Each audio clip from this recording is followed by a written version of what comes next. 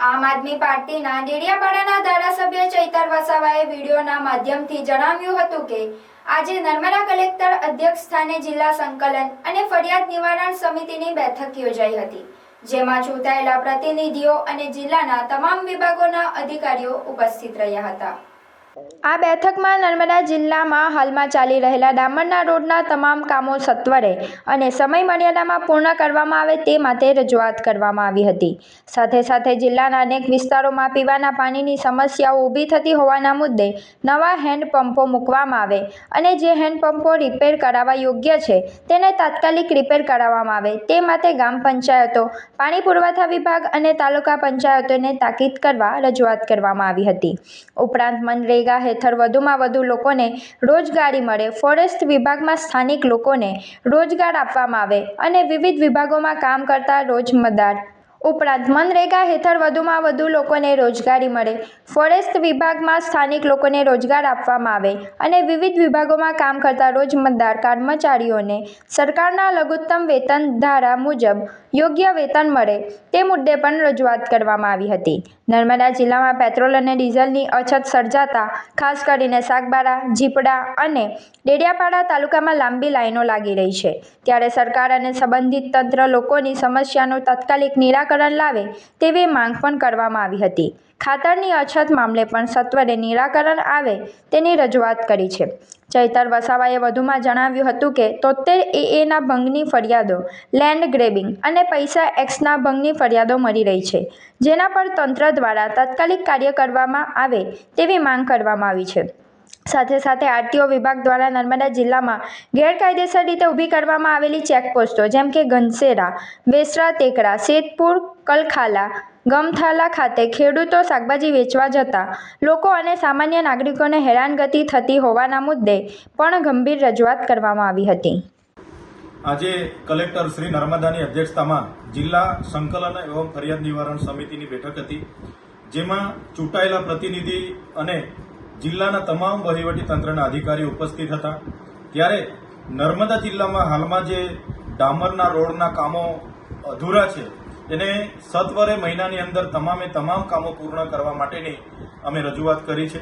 સાથે સાથે નર્મદા જિલ્લામાં ઘણા વિસ્તારોમાં પીવાના પાણીની સમસ્યા ઉપસ્થિત થઈ છે, ત્યારે નવા હેન્ડપંપો કરવામાં આવે અને જે હેન્ડપંપો રિપેર કરવા જેવા છે એમને રિપેરિંગ કરવા માટે પણ ગ્રામ પંચાયતો, પાણી પુરવઠા બોર્ડ અને તમામ તાલુકા પંચાયતને તાકીદ કરવામાં આવે એની પણ રજૂઆત અમે કરી છે। સાથે વન વિભાગમાં જે રોજમદાર તરીકે જેમને લેવામાં આવ્યા છે એમને સરકારશ્રીના ધારાધોરણ મુજબ લઘુત્તમ વેતન ધારા મુજબ એમની પગાર સ્લીપ બનાવવામાં આવે એની પણ વાત આજે થઈ છે।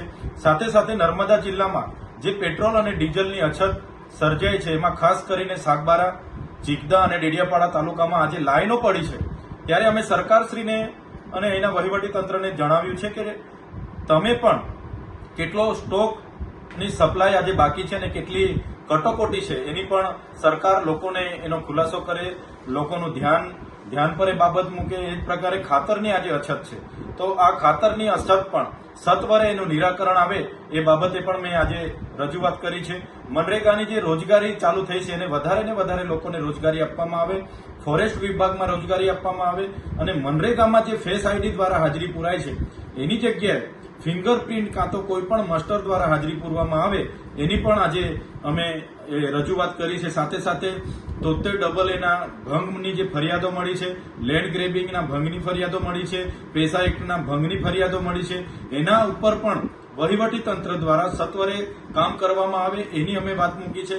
સાથે સાથે આરટીઓ વિભાગ દ્વારા નર્મદા જિલ્લામાં ગેરકાયદેસર જે ચેકપોસ્ટ ઊભી કરવામાં આવી છે, જેમ કે ઘનસેરા, બેસણા ટેકરા, સેતપુર, કંકાલા, ગાડીટ, તો એ ચેકપોસ્ટો દ્વારા કેટલાક પોલીસ અધિકારીઓ કેટલાક લોકોને શાકભાજી નાખવા જતા ખેડૂતોને, શાકભાજી લેવા જતા ખેડૂતોને અને કેટલાક લોકોને હેરાનગતિ થાય છે, તો એમાં પણ એસપીશ્રીએ એમને તાકીદે મેં ધ્યાન દોર્યું છે કે દેમોગરા જતા લોકોને પણ હેરાન પરેશાન કરવામાં ન આવે એ બાબતની પણ આજે ચર્ચા થઈ છે। તાલુકા પંચાયત ડેડિયાપાડાનું મકાન જે જર્જરિત હાલતમાં છે તો એને પણ સત્વરે બનાવવામાં આવે। એ જ પ્રકારે આંગણવાડી હોય, શાળા હોય, જેટલી પણ નર્મદા જિલ્લાની સમસ્યાઓ છે અમે સૌએ રજૂઆત કરી છે કે તમામ સમસ્યાઓનું સત્વરે નિરાકરણ આવે અને કલેક્ટરશ્રીની અધ્યક્ષતામાં તમામ અધિકારીઓએ સકારાત્મક રીતે આ તમામ સમસ્યાઓને ટૂંક સમયમાં નિરાકરણ લાવીને તમને પણ રિપોર્ટ કરીશું એવી બાહેધરી અમને આપી છે। भरूच में इतना प्रीमियम और कंप्लीट रिसोर्ट एक्सपीरियंस क्या आपने कभी देखा है? अगर वीकेंड बोरिंग लग रहा है तो wait, let me give you a perfect escape. Welcome to Agastya resort.